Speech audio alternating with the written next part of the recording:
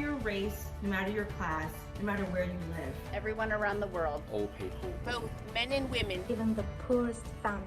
Everyone has access to healthy, sufficient, affordable, local, and nutritious food. All year round, every month, every day of the week. Your Excellencies, colleagues and friends, as you know, last year the UN Secretary General called for a food system summit to unleash the power of food to drive progress across all 17 United Nations development goals. I thank you for stepping forward to become a leader for the food systems change. These dialogues bring together people from all parts of society to share evidence, experience, and new ideas. Food is powerful. The food we eat brings us together as families, as communities, and as nations. It underpins our culture, our economies, and our relationship with the natural world. The world's food system touches every aspect of human existence, which makes them valuable instruments of change. The reason we are having a summit this year, and the reason we are here today, is because we are off track. We are not set to achieve on our shared vision and goals for the 2030 agenda. Our food systems have staggering levels of inequality. Our key priority for this summit is to bring more inclusive, equitable, and healthier food systems while also safeguarding our planet. These dialogues are a core element of the summit process. They are an opportunity to come together and identify priorities and actions to be taken for a better future. This will be a people's summit, but it will also be a solution summit. Because everyone is part of the food system, we are looking to get all of you and your ideas around the table to ensure that action is owned and driven by different actors. We want action to be driven by you. Your leadership and ability to have courageous conversations rather than avoid them will be very critical. If we can't have courageous conversations about what needs to change and how we need to work together, then we won't be able to go very far. We need each of you to determine the food system you want for your future and to act on it to make them a reality. We must do this understanding fully well our place in the world and that what we do as individuals impacts on others. I look forward to working with you in this summit process. Together, we can build a world of inclusive growth, environmental sustainability, and social justice. We can build a resilient world where no one is hungry, no one is poor, and no one is left behind.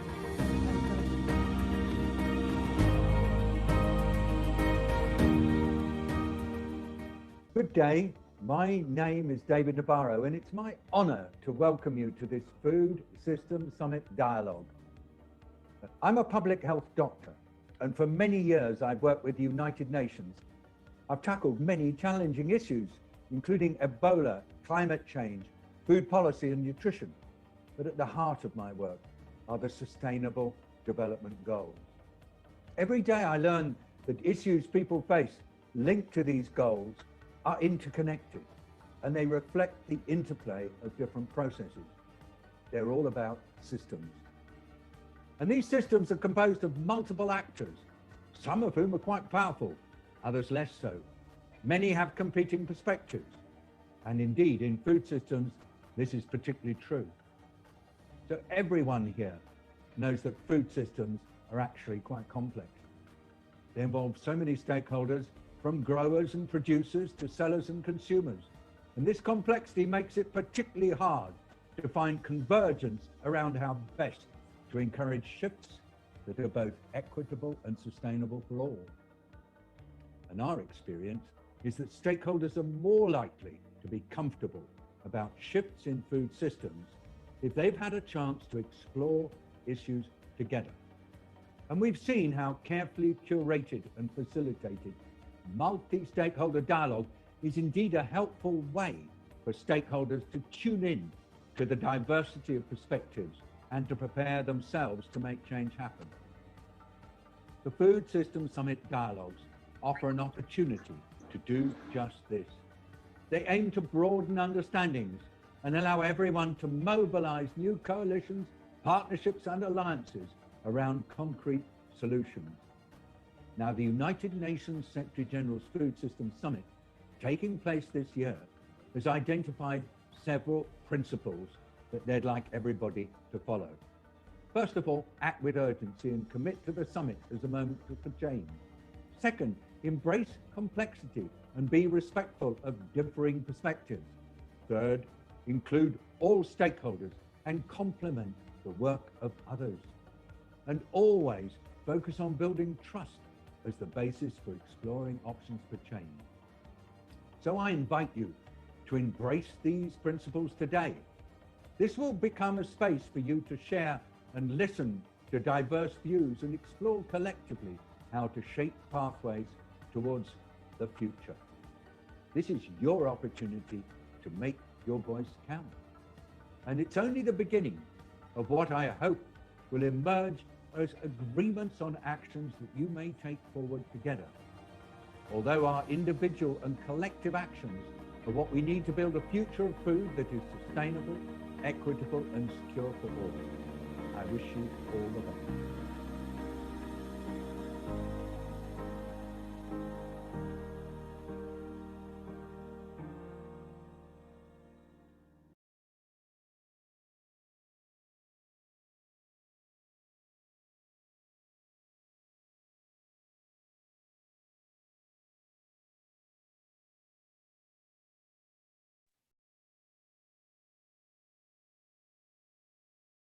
Good evening, everyone, and welcome to Green Welfare Indonesia's Independent Dialogue, a pathway to the United Nations 2021 Food System Summit. Please allow me to introduce myself. My name is Trisha. I am a content writer at Green Welfare Indonesia, and I will be your MC for today. First and foremost, I would like to thank everyone here for allocating time in your schedule to attend this independent dialogue. We are very excited and pleased to have you all here today with us.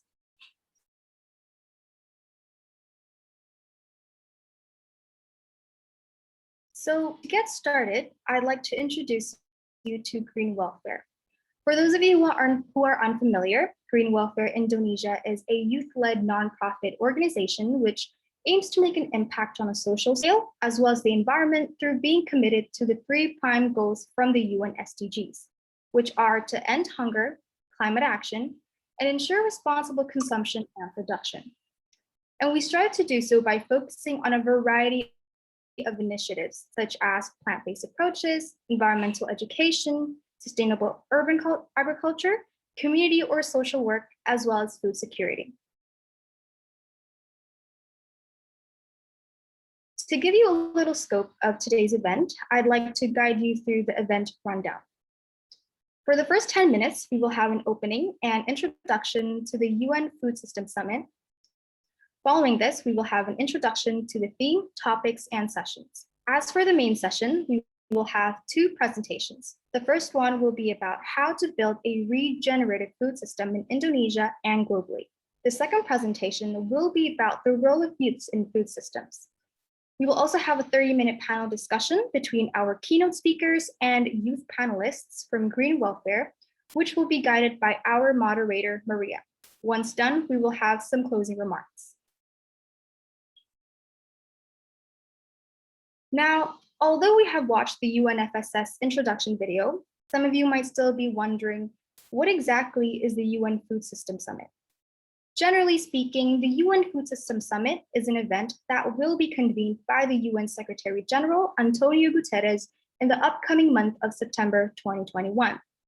Now, this event aims to contribute to transforming the ways in which people's food is produced and consumed, to help food systems become more sustainable and equitable, as well as to advance progress on all 17 Sustainable Development Goals.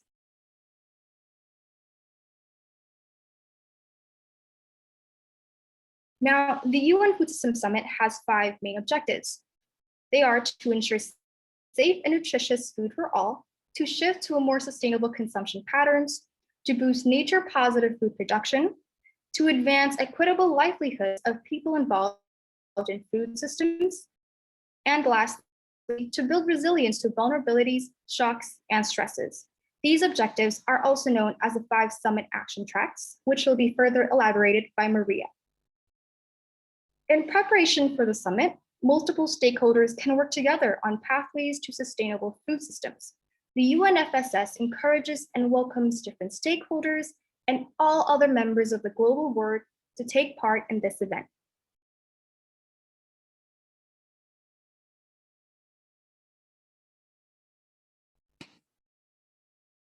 Now, what do we mean by food systems? Well, Food systems include all people and the entire range of actors, as well as interconnected activities involved in enabling people to access the food they need. Food systems does not only refer to the production and consumption of foods, but it also includes the process of growing, harvesting, packing, distributing, selling, storing, marketing, and even disposing of food. They are made up of multiple interconnections and feedback loops involving many stakeholders who may have very different perspectives on food systems. So therefore, it is important to stress that sustainable food systems should fulfill several purposes as illustrated here. The various outcomes of food systems can be presented in different ways, emphasizing various aspects as well. For example, some frameworks also highlight the outcomes of food systems related to governance and territorial balance. The important element here is to convey that food systems do much more than just to provide food. They are a fundamental part of the social, cultural, and economic fabric. Furthermore, these outcomes are achieved simultaneously. They often entail making choices and addressing trade-offs, for instance, between keeping prices low for consumers while ensuring food suppliers can make a decent income. Finally, all outcomes are implemented locally and have repercussions or impact locally, even when they are part of global processes, such as the international food supply chains. Now, the multiple drivers and outcomes or purposes of food systems show that they are central to Agenda 2030. Therefore, making food systems sustainable is key to achieving the Sustainable Development Goals as illustrated in this graph. Food System Summit dialogues are a key part of the summit process, enabling stakeholders to work together by analyzing challenges in relation to summit objectives, exploring promising approaches, debating pathways to sustainable food systems, and elaborating intentions and commitments. These dialogues can be organized by UN member states, global events, or even independently. And on this special occasion, the independent dialogue is convened by Green Welfare Indonesia. Here in Green Welfare, we believe that the engagement and leadership of young and men across the globe is essential to cultivate and innovate solutions to sustainable agriculture. Now, the outcomes of every dialogue are also publicly accessible on the dialogue gateway, to which you can access through this link. These outcomes contribute to preparing the summit action tracks and to shape the national pathway to sustainable food systems.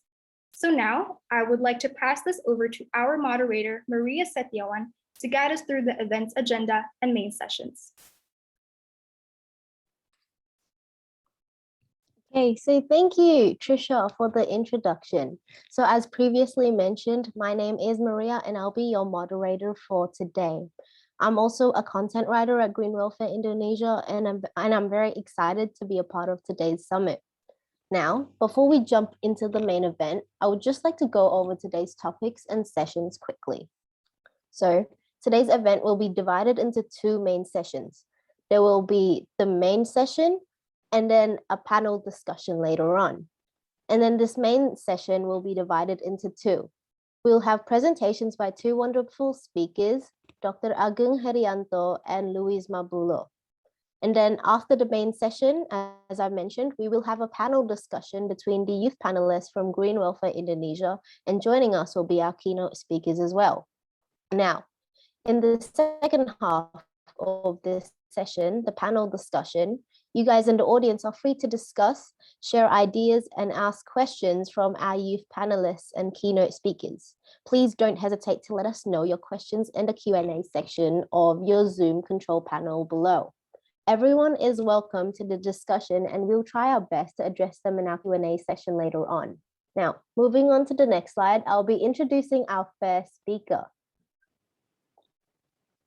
In the first half of the main session, we will have joining us Dr. Agung Herianto.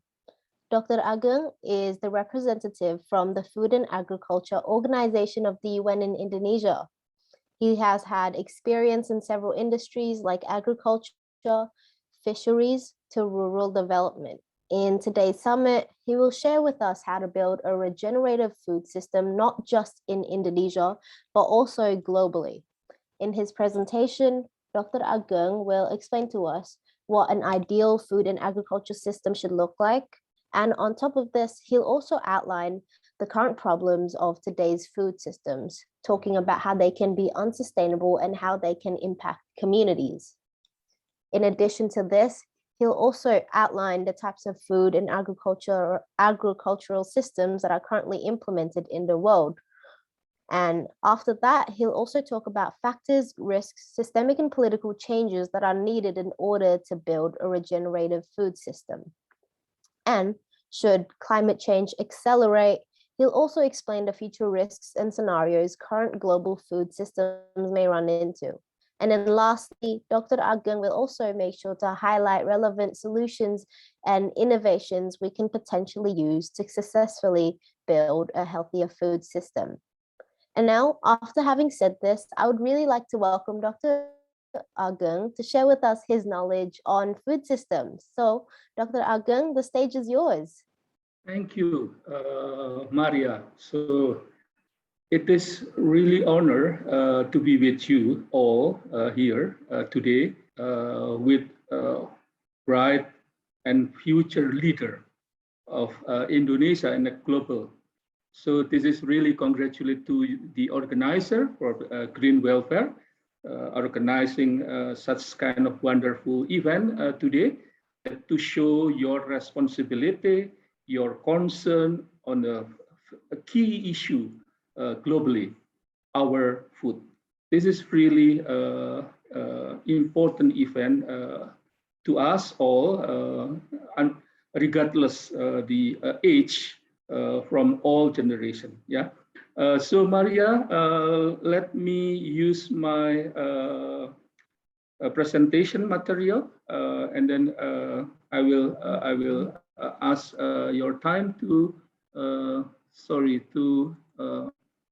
share my presentation. Yeah, as per request by the organizer, today I would like to present some idea on how the agri-food system transformation in Indonesia and globally, with a specific topic on how to build a regenerative food system globally. So today's presentation, I would like to propose and make three key issues that I want to share with you. The first one, why is the agri-food system transformation is essential to all of us, both in Indonesia and a global level. And the second one, what is a key to transform the agri-food system in Indonesia especially, and but this is really also applied at the global level, and how we could support the agri-food system to be more sustainable. This is, I think, the interesting topic that should be a kind of a platform on how to improve and strengthen our understanding on our youth roles and also our generation roles. So if we are talking about food, as you already seen in the previous video, the agri-food system is really cover the journey of the food from the farm to the table. This is, we have to really understand that from all aspects, we cannot say that agri-food system only on the farm, from a farm activities, but also for the processing, for the marketing, and also raising awareness on our healthy food. Yeah. So it means that there are two main aspects in the when we are talking about the agri-food system. The first one is the food product, but the second one is about the non-food product. Yeah, because our search, our what kind of home is this? All is talking about the food also. So this is one of the should be in our mind that when we are talking food, we also talking non-food system. So why we focus on agri-food system, and why do we need transformation? Yeah, globally, based on our publication, SOFI publication of FAO, we estimate 690 million people still suffer from the chronic hunger. And unfortunately, it is up within 5 years. And globally, with a total 144 million children under 5, this is for the future generation are still stunted, and then 38 million are overweight on the other hand. And 2 billion people suffer from the overweight and obesity. But unfortunately, we have to be bear in our mind that the healthy diet that we are promoting through the UNFSS is 5 times more expensive than energy or caloric sufficient diet. So we can imagine that if we want to fulfill our healthy food, we have to pay more. This is one of the challenges, how to transform the agri-food system become more efficient. Yeah, this is so now what is transformation? We have to understand the transformation means. The transformation is totally different with evolutionary or chaotic change, but we have to have an intentional change based on our societal agreement and also factual understanding and achieve outcome at scale. Yeah, this is through our mutual work and also mutual collaboration among us. Now actually, when we are talking about the transformation of the agri-food system, we do not lack solution, but now we don't know how to fit together, how we work together. This is the most challenging issue that we have to face. Yeah. So the transformation food system, there are 6 elements. This is about the climate resilience. The second one is humanitarian peace building and development in a conflicting area. In a conflicted area, usually this is become the food availability is become scarce. So this is also important thing. And also the economic resilience of the most vulnerable people. Why? Because we have to pay 5 times more than the normal consumption pattern. Also, intervene along the value chain, yeah, the food supply chain to lower cost of nutritious food and so on, and also impact on health and the environment. Now, the last thing is structural inequality. This is what we can discuss later on. Yeah, now about the FFS. This is a kind of how we can draw upon the UNFFS system that you can see there is a scientific group. So this is a summit, pre-summit online platform. We have to build this one through this 5 elements. Scientific, action track, champion, and so on. Now we are in a independent dialogue, what you call session. So one of the I would like to underline is power of youth. Yeah, this is a very important. Your role is very key in the food system transformation. You have to be, cultivate in your mind that you are the holder of the key of the transformation in the future agri-food system. Yeah. This is, I don't want to repeat about the action track. Yeah, it's already shared by the moderator or MC at that time, I noticed your presentation on the 5 tracks. Yeah. How about Indonesia now? We are now we have to put our leg on the earth about the Indonesia situation. Yeah, 35 of the adults are either overweight or obese, and then this is part of the triple burden of malnutrition.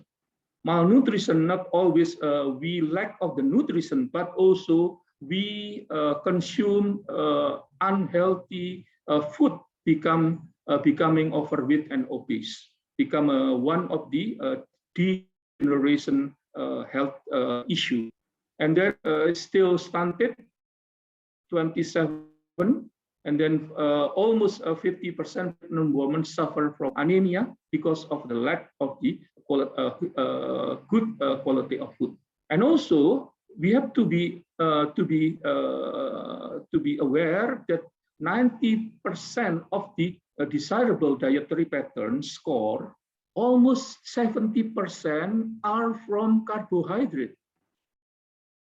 We have still lack of the protein intake. We have still lack on the what we call the other nutrition from the fruit and vegetable, mineral, and so on. Yeah, and also we have to careful that we have to put attention on your food habit, because Indonesia is the second highest food waster in the world after Saudi Arabia. Yeah, so it means your food habit should be changed drastically. Not only you, but only in my generation, we have to be care to our food consumption. Now, this is the last things that I want to share with you. How about the agri-food transformation? Yeah, the food transformation will have a linkage with the economic impacts, social impact, and environmental impact. When we change the agri-food system to be more efficient and to be more, cheaper for the accessibility, we have to understand the 3 impacts. The first one is the economic impacts. The economic impact is, I'm talking about the technology. Yeah.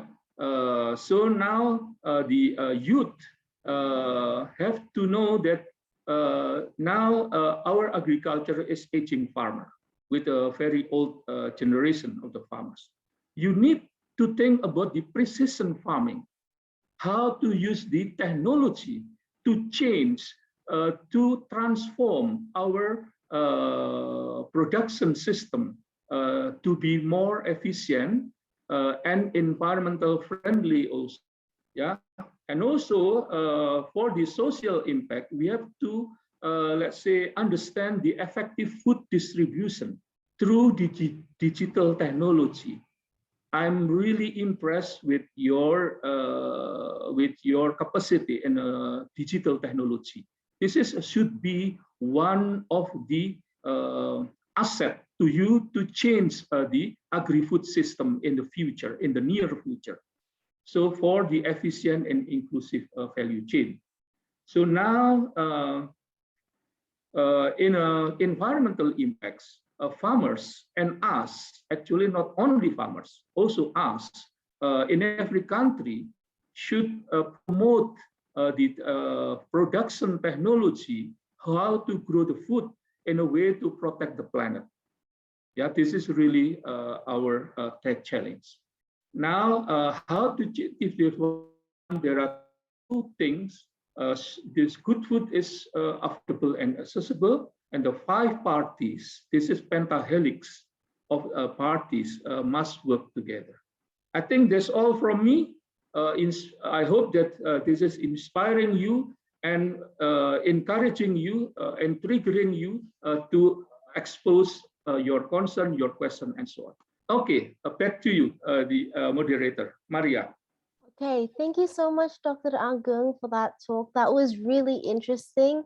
And yeah, I found it so helpful. I really liked how you included the fact that food system doesn't necessarily mean just edible food. It also included other things like biofuel. Was that on the slide, was it? Sure, sure. Yeah, Yes, yeah. yes. So stuff like that, like it all comes from like farms and animals and stuff like that. And even though like we don't like consume it, you know, it still has an environmental footprint and it's still produced in a way that could potentially harm our environment. So thank you for that. I really liked your input. And on top of that, I found it so interesting how Indonesia was the second highest food waster, was it? Yeah. This is based on our latest statistic that Indonesia is the second largest food waster globally. This is really interesting, interesting fact. We have to change our food habit. Yeah, and is that, do you know why that is? Is it just because like people just aren't like, are just throwing their food out, or is it because of like waste management systems or something? Yeah, this is of course, this is also linked of part of our culture, because in Indonesia, sometimes, for example, if you are going to the parties, you want to try everything, and finally you cannot make it. Just only few of the food you can consume, and then unfortunately, also in Indonesia, our culinary culture is also like only one shot production. It's not like in a Western culture with the bread and so on that could be, let's say, reprocessed and so on. But in a culinary culture of Indonesia, this is really challenging because as we know that we produce very nice and tasty food, but maybe should be what you call eat it up at one times. This is the difference. Yeah. Okay, well, thank you so much. Yeah, that was so interesting. Are there any last things you want to add, or are you all good? So again, I would like to underline that your role as what you call now the young generation is really a key. I would like to underline this one, yeah, because our planet in your hand. Yeah, we are our generation. My generation is just give the platform to you, give the kind of the runway to you. But the key how to maintain the agri-food system is in your hand. So that's why I'm really what you call appreciate your initiative. This is excellent initiative among the youth that put the global issue, global concern on really key aspect of our life because of the food. We know that well that the food is not talking about the age, not talking about the poor and rich one, and not talking about the youth and old people, but across all these aspects. So that's why your role, your concern, your action is becoming a key of our future planet and our future generation. Yeah, and I hope that UNFFS is on not only the end of the story, but this is just beginning of the story, and how you can plan, you can take action to change, to transform our agri-food system. Yeah, the UNFFS is only beginning of the story. So I think your effortless to be one of our hopes to change or to transform the food in the future. Yeah. Yeah. All right.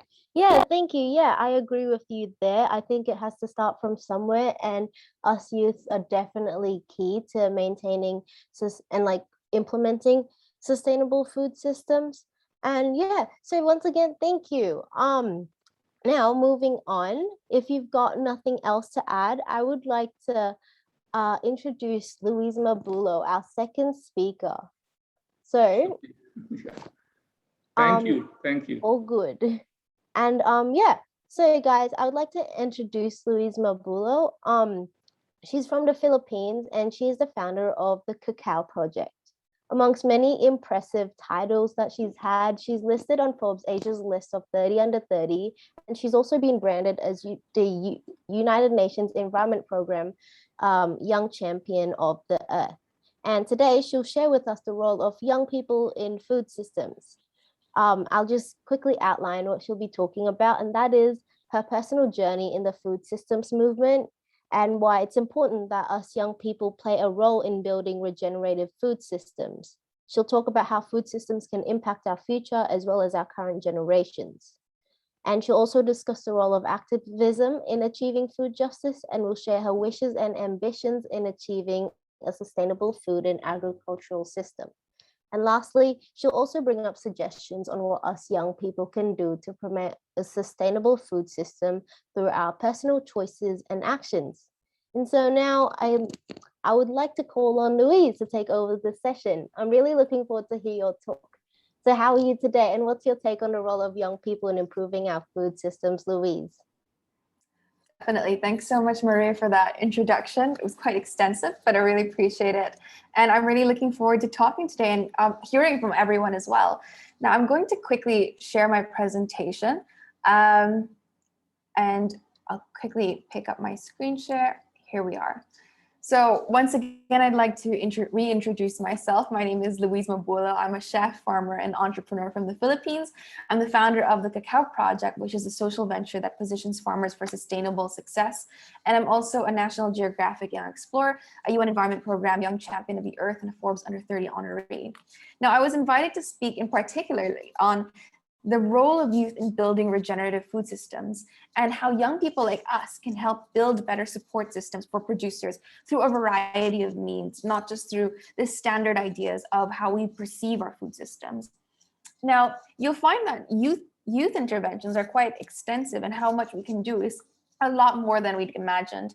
Now, for some background on me and my work and my journey into food systems, it began in December of 2016. My town was hit by Super Typhoon Knock 10, which destroyed about 80% of agricultural land in my town alone. Now, this meant that this disaster that happened overnight would impact farmer livelihoods for 3 months up to 5 years, and they would have so much trouble bringing back their existing livelihoods, or actually reestablishing the way that they were doing everything to put food on the table or put their children through school. And I realized it was extremely problematic. So that was a wake-up call of just how vulnerable our agriculture sector is to climate disasters, to climate change, and to our peace and security. Now, in the aftermath of this storm, so the video doesn't really have sound, but in the aftermath of this storm, I'd established the Cacao Project. And its idea is really to support farmers with the training and resources they need to diversify and strengthen their livelihoods, to give them a means to build resiliency, climate adaptability, and enable them to become stewards of our environment too. Because right now, with our changing world, we need to make sure that our farmers are also equipped for all of these unexpected weather disasters that are coming year after year. Now, despite living in an agricultural country, the Philippines is very similar to Indonesia. A large part of our economy is based on farmers and farming. But there's this issue that farmers are still considered marginalized groups and that they remain to be an extremely vulnerable sector. Now, to give you a little bit of background about why this is important, in the Philippines, the average age of farmers is around 57 years old. And with an aging population of farmers and a dwindling youth interest in agriculture, this could mean that my country could experience food insecurity in as little as 15 years' time, where there would never be enough food to supply for the population. And I'm sure the situation is quite similar in Indonesia, because it's also happening in different countries such as in Africa and India. Now, on top of that, our world is predicted to require about 70% more food by 2050. And conversely, because of global soil degradation, we'd be unable to make sufficient harvests in as little as 60 years because our soil would not be rich enough to produce enough food. That's according to the FAO. Now, to top it all off, the Philippines, my country, is one of the most vulnerable countries to hazards brought about by climate change. That's according to the Global Peace Index, which shows that no wonder young people don't want to go into agriculture or won't aspire to be in agriculture, and farmers don't want to be farmers because of the combination of these problems, along with the triple planetary crisis and these factors combined with cultural stigmas against farmers. It would mean that young people would no longer aspire to be in our food systems, even though their interventions are greatly needed in our industries. Not to mention, food systems contribute to up to a third of the global greenhouse gas emissions. And so much of these issues are blamed on the agricultural community, which also aggravates stigmas associated to farming in rural areas. And the cycle just keeps going on. So we've got the problems established. There's so many of them. Now, how do we find solutions? So first of all, we need to rethink our approach to agriculture, especially food. So as Dr. Herianto had mentioned earlier, food systems are not necessarily just grocery stores or food on your table or the toiling out in the field and the farm. There's logistics, there's all sorts of arts, design that can go into it. There's technology and finance. Now, agriculture has been thought of as mass scale commercial farming conditions or smallholder farms that produce very little and only can earn so much. So think of it this way. Our traditional approach to farming needs an overhaul. Instead of the need for industrial mass-scale monocropping agriculture point of view, we need to bring in more holistic approaches that bring back traditional and restorative practices and combine it with studies in the modern age from the FAO or from our local universities that study agriculture and show us that there are different ways and aspects that we can improve. Now, for a long time, the existing practices surrounding agriculture have been driven by demand and by corporations, and even historically by colonialism and imperialism. And now we're realizing that these systems had been so normalized that we'd forgotten that once upon a time, farming was just farming and food was just food. So our ancestors, their traditional farming practices were more sustainable after all. And that scientists are right. We need to change the way we grow our food because the way it's being done is problematic to our planet. So with the Cacao Project, we're enacting that already, enabling grassroots communities to build regenerative agroforests of their own through skills training, proper land management. We see that farmers can save money if they created their own organic fertilizers and pesticides and foliar sprays, instead of purchasing their chemical equivalents. And we also see that if we take care of our forest cover, down the line, we would have more fruitful harvests instead of suffering from soil acidification. So all of these things benefit farmers. We just need a transition into these systems to make it accessible for people to understand. So if agriculture is to be attractive, it can't be the same agriculture that we've seen in the previous generations. So that leads me to my second point. We need to disassemble cultural stigma surrounding agriculture. Now, it was this at a previous event that I realized how deeply rooted cultural stigmas are that surround farming. In schools here in the Philippines, if you're struggling or failing, teachers will tell you that if you don't study well, or if you're failing or you're not very bright, you're going to be found at a coconut field or a water spinach field or a yam field. It's their way of saying that agriculture or farming is the worst possible thing you could be because it means failure and it means you don't have to be smart. And that's very problematic. So in our culture, agriculture is perpetuated to be associated to poverty or failure. And that stereotype of the image of farmers is very problematic. So I proudly say I'm a farmer, and people always judge me because I don't look like a farmer in the stereotype point of view, as if there's a templated image of what a farmer should look like. And these are predetermined stigmas that people have kind of perpetuated over the years that have become so prevalent that people won't open their minds up to the idea that a farmer can be an artist, a farmer can be a chef, a farmer can be an entrepreneur. In fact, consumers now are so disconnected from our producers that quite a number of people don't realize how their food gets to the tables or how people or who the people are that contribute to that process, whether they're the drivers of the trucks or whether they're the farmers in the field or whether they're the chefs in the kitchen. So for young people to get into food systems, we have to recognize that these stigmas exist and that we have the power to change them. And that starts as early as in school. Now in 2019, I worked with a university who came to my hometown and studied the Cacao Project. And they wrote a story into a children's book to create positive images in the minds of children about the value of farming and to make books like these accessible to all. Now it's available in 3 languages. It's in Tagalog, which is the national language, English, as well as Bicolano, which is my regional language.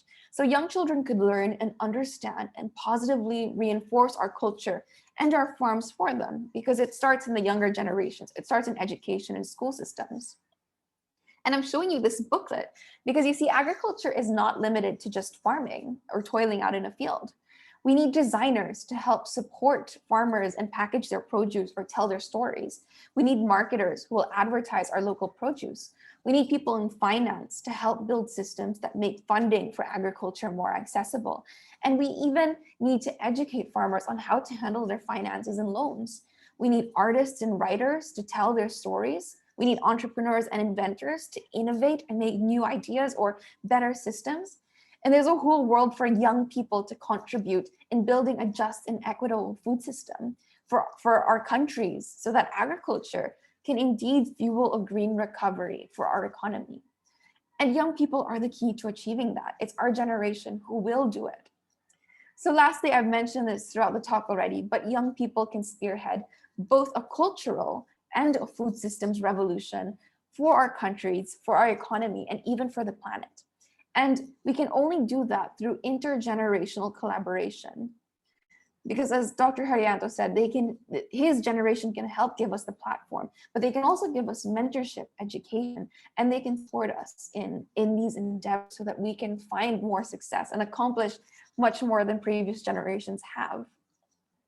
So developing countries like ours and countries across ASEAN are uniquely positioned to bridge sustainable farming into the modern world.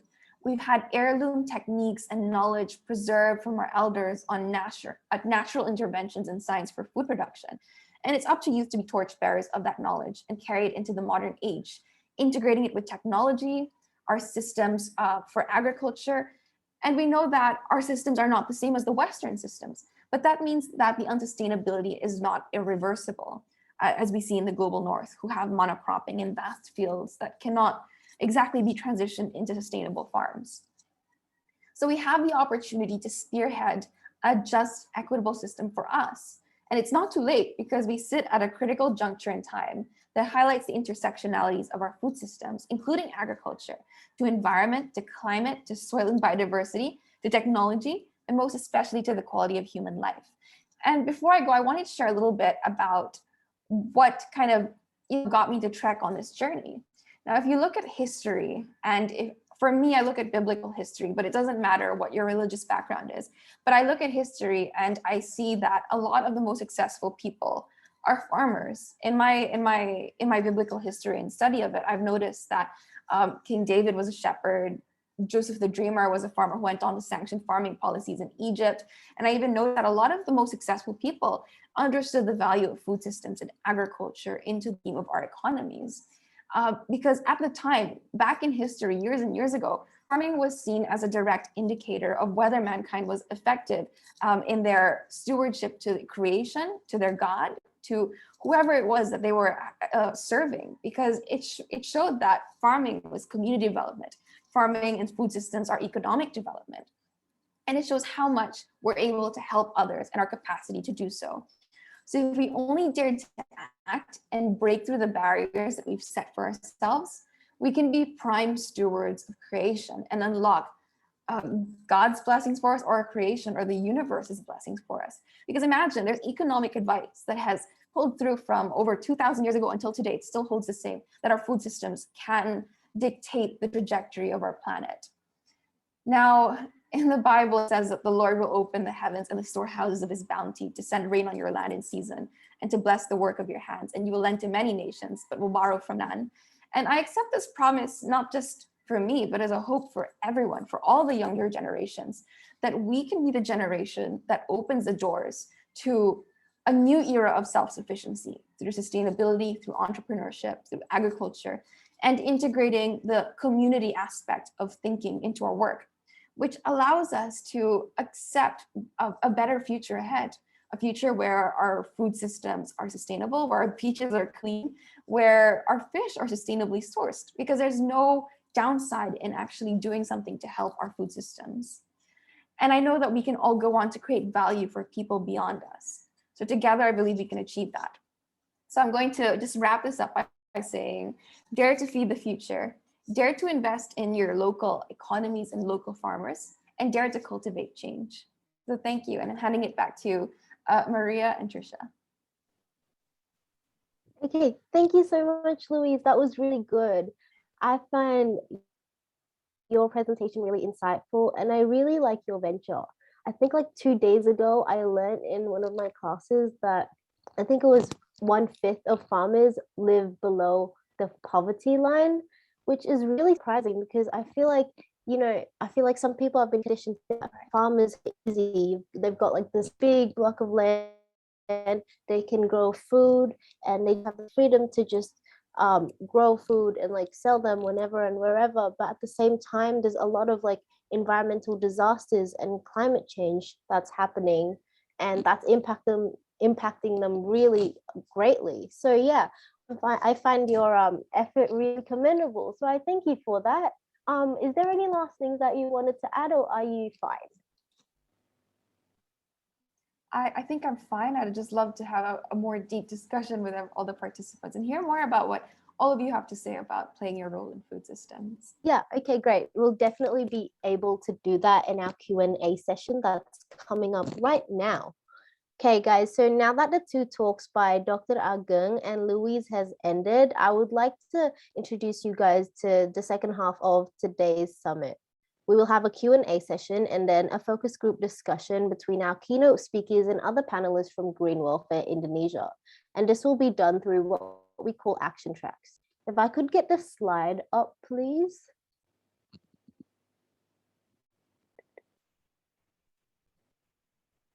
Okay, we'll start off with the Q&A session first, of course, but I just wanted to introduce the youth panelists. So we've got Anya, a content writer from Green Welfare, Fiza, our Chief of Creative and Communications, Nala, our founder, Daniel, our co-founder, and Valerie, a creative educator from Green Welfare. And now that I've introduced them, I'd like to quickly ask Louise and Dr. Agung some questions from the audience. So I'll just pick one out. Okay. Okay, so Dr.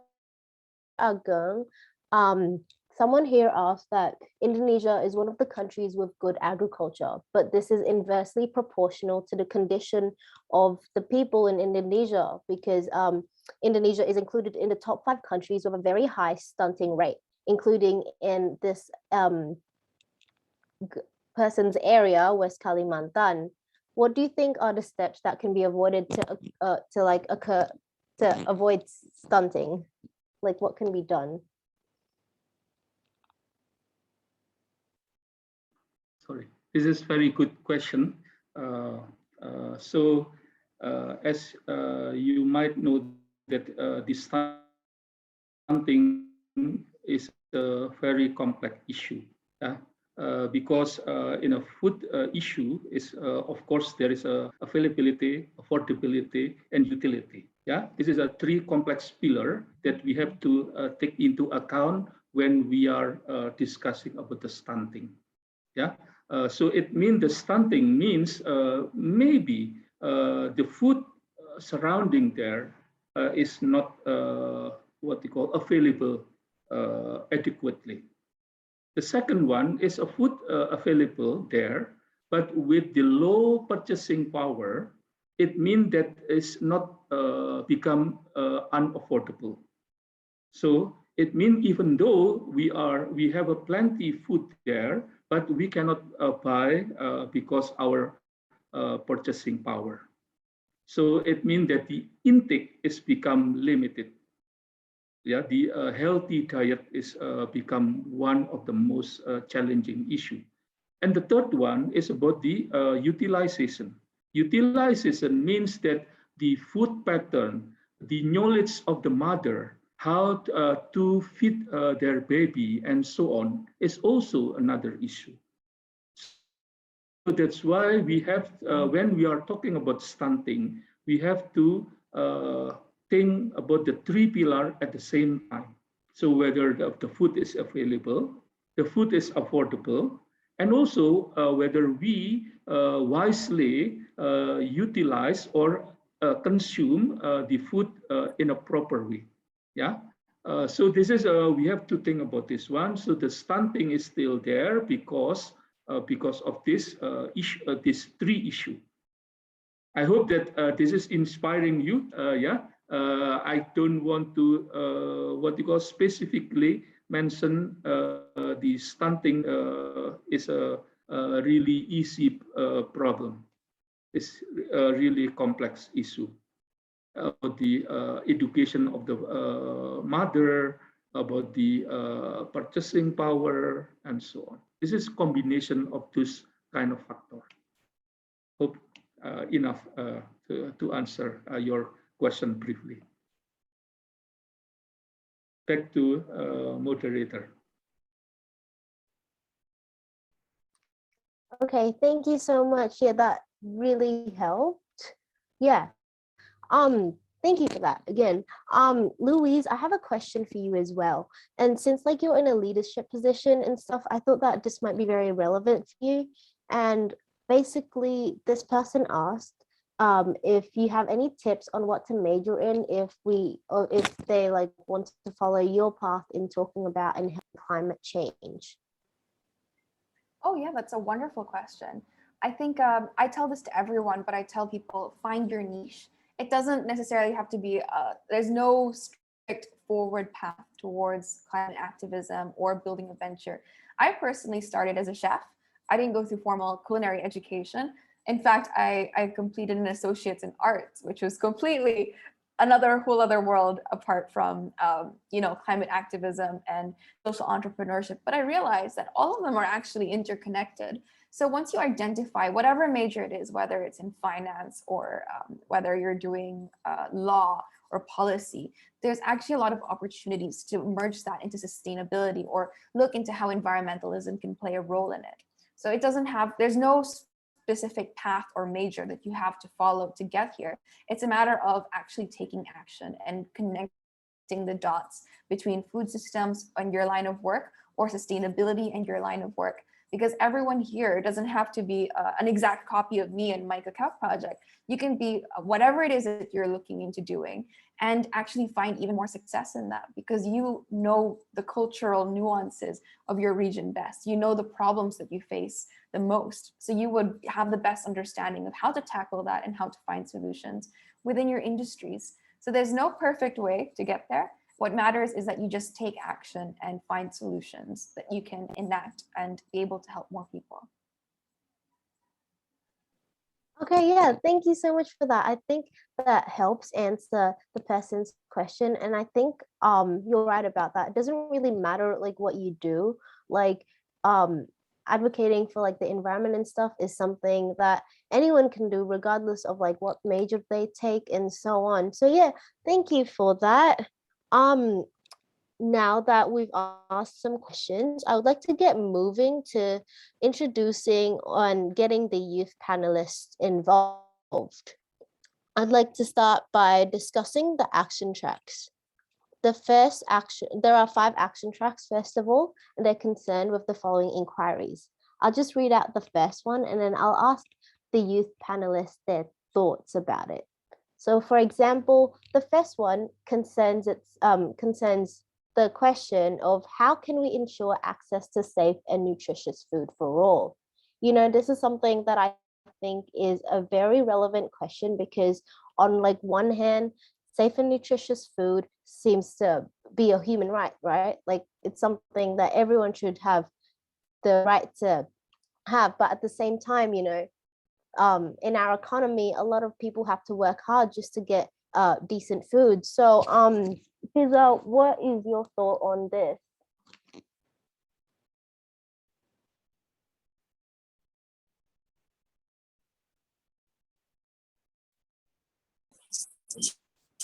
Hi, sorry.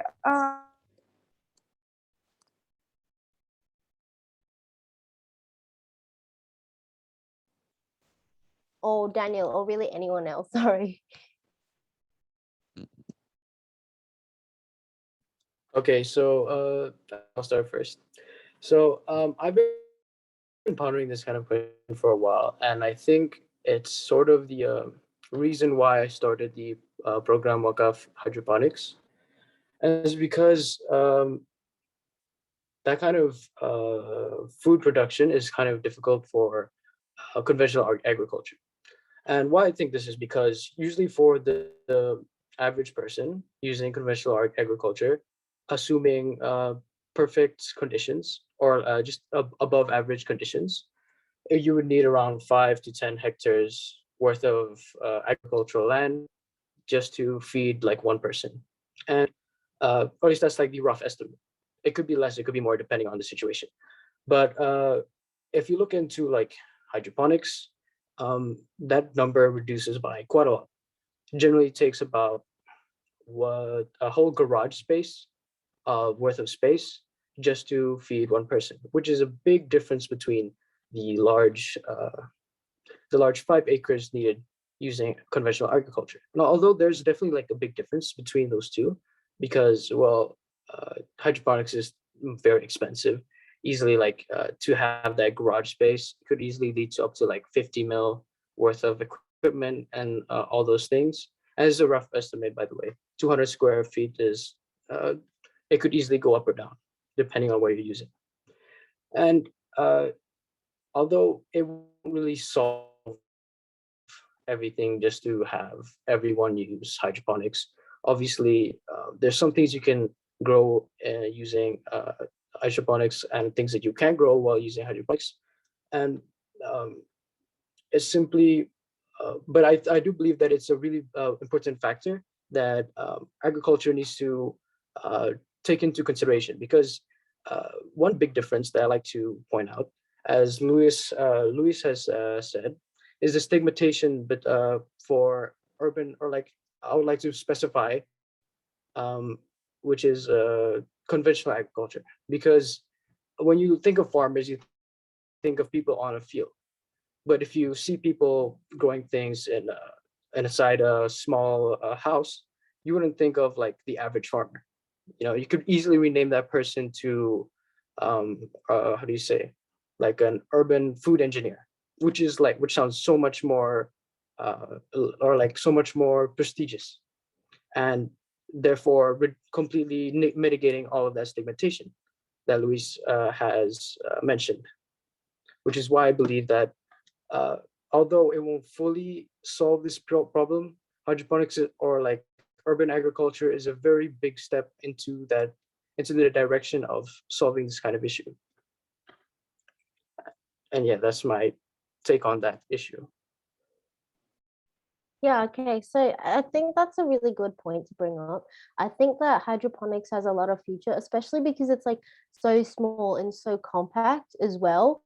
And so it can fit into basically like any sort of area, whether it be a city or like rural areas, and yeah, so on. So yeah, thank you, Daniel. After this, I'll get moving to the next action track. The second one is concerned with the inquiry question of how can we shift to sustainable consumption patterns.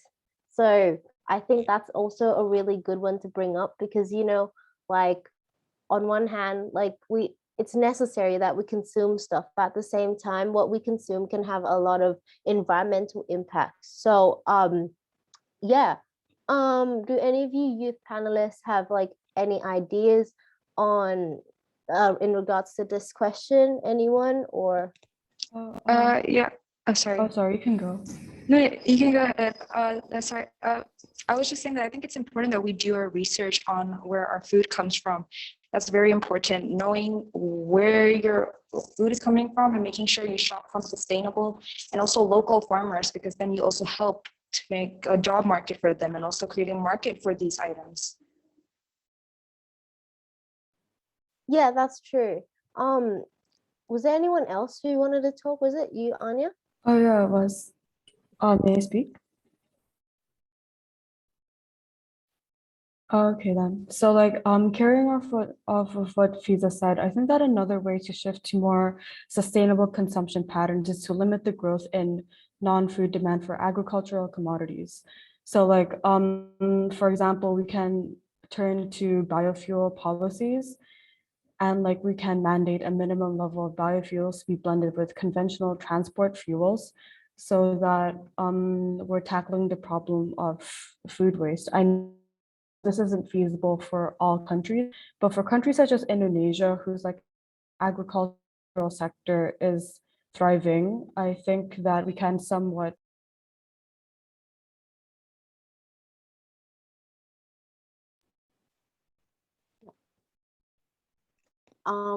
Yeah, was Anya, were you done with that? Oh yeah, sorry, I was done. Yeah, sorry. Yeah, that's all good. Now thank you, Anya, for that. Nala, did you have anything to add? Yeah, sure. I think I wanted to add in order to really move to a more sustainable pattern in our food systems, I think it's really important to go to the core problem that rural young people don't really have access to education about food systems in general, you know. And I personally think that we need to level up this problem at a very long scale. And the thing about the unsustainable food systems is that the poorest farmers or the poorest people are doing the work, are doing the less to contribute to climate change, and that the most privileged and the rich ones are the one who is contributing the most to climate change. And regard to education, I think it's very important for us to hear the most vulnerable in the food systems, in the food system, especially the rural ones. We don't really talk about food systems a lot in Indonesia. I don't really see lots of dialogues that involved young people in food systems and, you know, policy decision making. And I think one thing that I want to add is that we need to be able to factor climate change into policy decisions, because I did a little research, and very little money is actually funneled into helping farmers in, adapting. And we are in a very critical decade where it's very important for us to invest in adaptation, because we're not in a point where we are able to, we're a little bit too late now, and the only way we can really transform to a more regenerative food system is to adapt. As we can see that climate change is already really affecting a lot of farmers, especially small scale farmers. And so if we really want to, transform to this sustainable food system, it's very important for us to be able to invest more on adaptation and, put more attention and put a little more money to farmers, to our agriculture, and also policy decisions on this topic. And I think one more thing that I wanted to add is that if we want to improve our sustainable patterns for young people, it's very important for us to enrich children's food and nutritional education. Right now we have media, and we have so much accessibility to so many different things that are, we can access it directly one click away. Everything is just in front of us. We are so privileged. And so it's important for us to build this habit from a young age about food education and nutritional education. I think a lot of people has gone through hidden hunger. I don't know if you guys have heard that, but a lot of young people and a lot of people actually experience hidden hunger, and that's because they don't know about the nutrients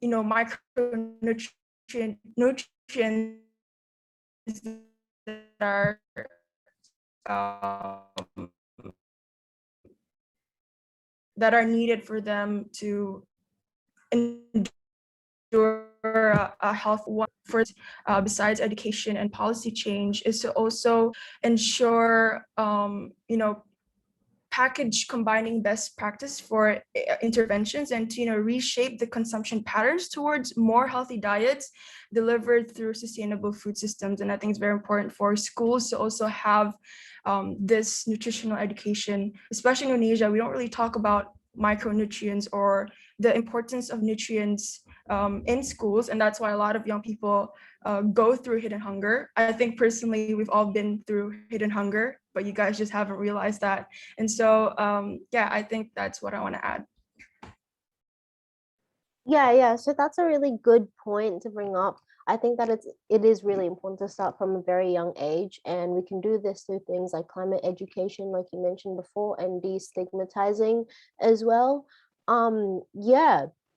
Now, moving on, I would like to also ask for the next action track, how can we boost like nature positive production? So like production that I guess like doesn't harm the environment, because I feel like a lot of things we eat, like they have an environmental impact in one way or another, even if we think that like the environmental carbon footprint of it is pretty low.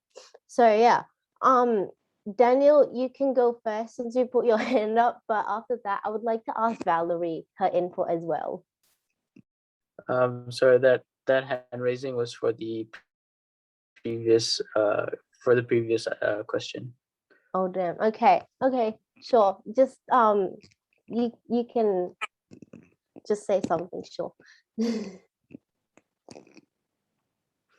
All right. I'm not really prepared for this question, but off the top of my head, what I can answer, or at least like point out about nature positive production, is that, as Luis has pointed out, Agung has pointed out, is that it's difficult to sort of, how do you say, there's like a cultural, how did you call it? Cultural cooking or cultural culinary when it comes to consumption, right? And this also affects production. And in the same way, there could easily be a cultural production method where, using these types of, or like growing these type of plants or growing these type of foods is part of the culture or part of like how they do things around there. And a lot of different plants have sort of different impacts on the ground and into the environment. For example, potatoes. Potatoes aren't very good for soil. They're terrible for soil. But despite this, there's still a lot of a lot of culinary practices that use potatoes or other such damaging crops. And so to really boost positive production, back again to sustainable consumption. And although I don't have much else to give, I believe that again, sustainable production, sustainable consumption is very much linked to nature positive production. Okay, thank you, Daniel, for that. Valerie, did you have anything else to add? Like, it doesn't necessarily have to answer that one question, but it can be like a mesh of like both or whatever you feel like putting in. Yeah, sure. I'll just answer based on what I learned in my school, actually. So I'm not sure if everyone knows what nature positive production means, but because I had to look it up personally when I first encountered the term. Excuse me for my rough voice. I had a cough today, so yeah. Anyway, so nature positive production, what does that mean? It refers to regenerative, non-depleting, and non-destructive uses of resources in the agricultural sector.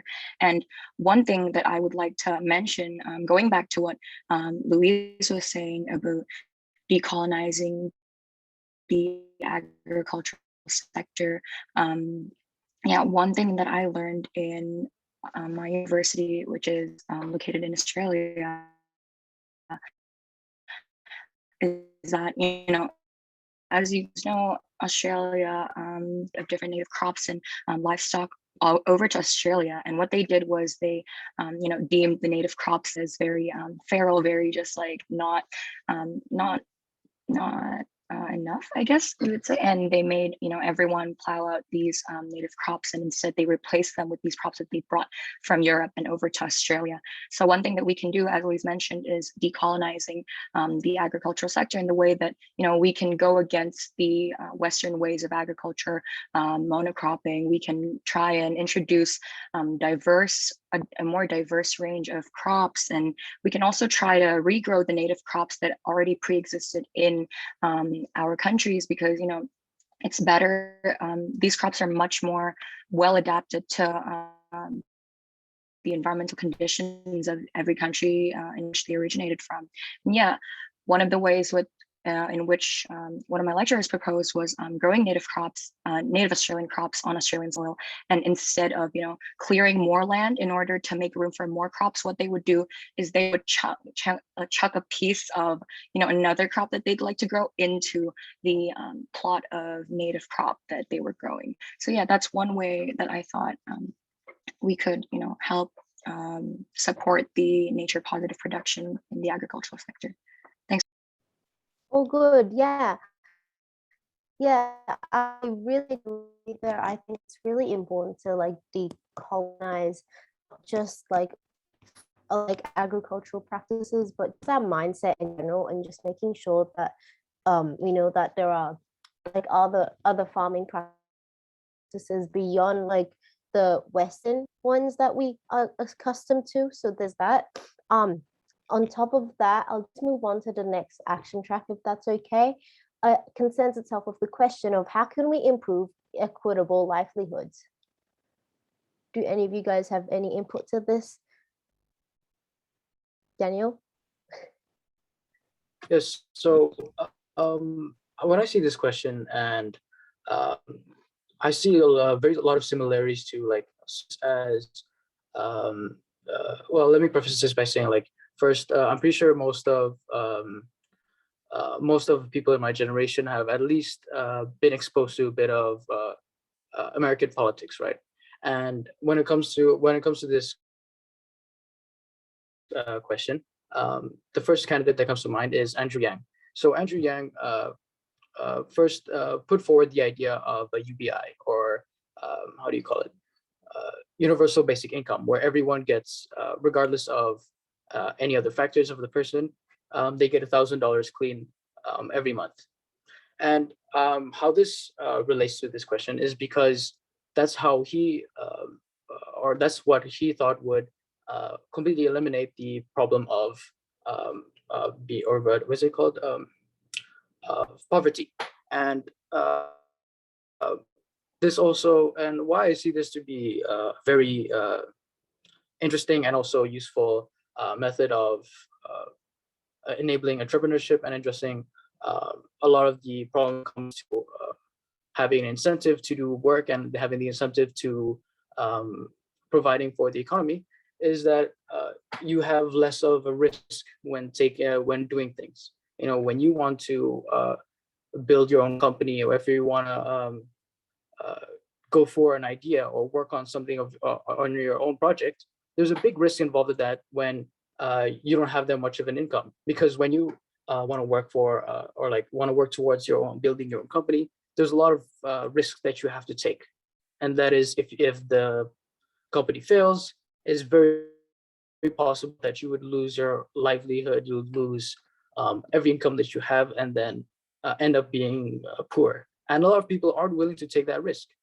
And what UBI does is to sort of have like a baseline, where instead of like people considering the risk that like if they fail or if they don't do very well, they'll end up bankrupt, poor, and unable to do anything again, they at least have that sort of safety net. So if they do fail, it's fine, because they can still fall back to this income that they are guaranteed to have. And I believe that although it can't be implemented to every country, there's another way that it can be implemented to most of the countries, maybe even Indonesia, and that is by like food safety. Like if you're simply able to have, or are you guaranteed to have food, or like not have food, or to get food and secure it as a right to your own person and guarantee that you will always be fed well, then there's much less risk when it comes to pursuing grand ideas, because that means that if you fail, at least you still have food, at least you can survive, at least you can keep your physique and not like starve and die and then lose a lot of options when you lose all that physique, like fitness, because like physical fitness is very important when it comes to a lot of employment, like even like very normal employment, like farming especially, like that's a lot of menial work, especially conventional. Like not many people really realize this, but farming is very, very physically grueling. Like I have my own conventional like conventional garden, I guess you'd call it. And even just like plowing the field for 15 minutes, I was already super tired. It's like running a whole marathon. So if you don't have the food to keep you like alive, to be able to do that, it's not only an investment of money, it's an investment of health, which is why maybe not being able to fully implement like a UBI, you still be able to implement like a food, like how do you say, a food program where everyone is capable of feeding themselves properly. And those are my thoughts on that question. Okay, awesome. Thank you, Daniel. Nala, do you have anything else to add to his comment? Sure. So I think first point I want to bring up is that it's very important to help farmers, manage the risk from chaotic weather. For example, governments can help farmers grow a wider variety of crops and livestock, so one setback doesn't swipe them out. And I also think that governments should also expose strengthening, social security systems and arranging for weather-based agriculture insurance that helps farmers remove their losses. And I think other than that, also there's one thing I want to add. It's about how we should advocate more for the most vulnerable people. There's one fact that women are not the only group of vulnerable people, but they are the biggest. So for all sorts of reasons, cultural, politic, and economic reasons, female farmers have it the most harder than men, and that's facts. And so they may not be able to secure land rights. And we see we're not talking about women, we're also talking about indigenous people and indigenous communities, and we need to be able to really promote the most vulnerable ones when we're trying to go into a more regenerative food system. And other than that, we also know that not only do they not have land rights, but they also don't have equal access to water, or even financing to buy their own fertilizers, or being able to get a weather forecast. And so we need to do these things like promoting women's property rights and all of these other vulnerabilities to these communities, and to be able to uplift them and support them, because again, they are not the ones who have who made this global food system unsustainable. They are the ones that are actually solving the food systems, and we need to be able to help the poorest now. And so I think I like to emphasize that small scale farmers and all farmers, they deserve the world's help, and that they need more of it than what they're getting right now. And it's very important for us to give them the resources, as the privilege to really talk and mobilize them. And I think that's it from me. Okay, yeah, awesome. Yeah, I really agree with what you say. I think that farmers are really important, and I think that they definitely deserve a lot more credit and appreciation for what they do. So thanks, Nala. Moving on, I would also like to ask the last action track, which is, how can we build resilience to vulnerabilities, shocks, and stress? Valerie, did you have anything to add on to this?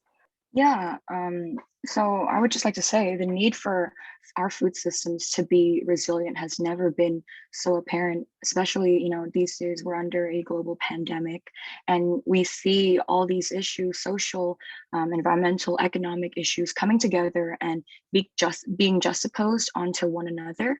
And as Nala mentioned earlier, I'm not sure where she is now, but yeah, she even brought up the topic of women and how it's harder for female farmers to have access to land to be able to buy, let alone manage it. So there is an intersectionality, I guess, of these issues that we need to pay attention to, and that needs to be be made more profound in order for people to be more aware of them.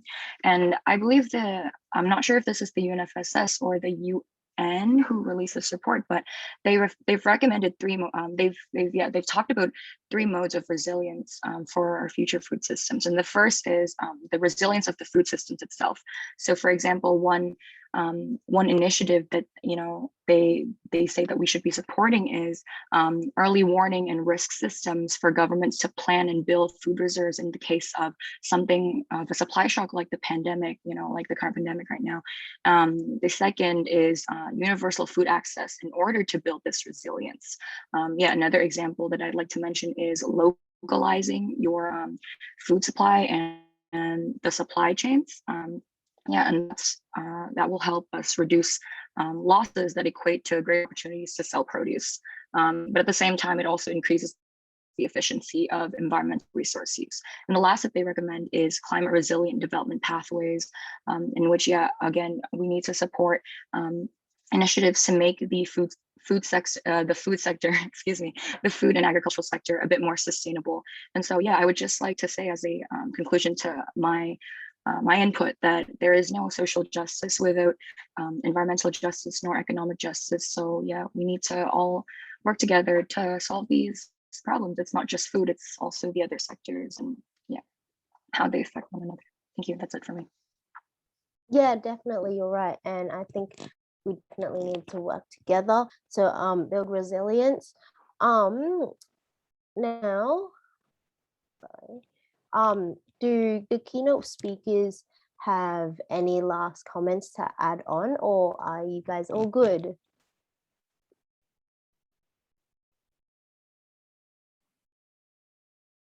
So may I give some brief comment? First one is really impressed that the young generation, millennial, is really care and have a deep understanding on the agriculture and food system. This is really impressed to me. Now our challenge is again how we can play our roles first in the policy setting, also how we can convince the policymaker that they have to let's say put attention on the future food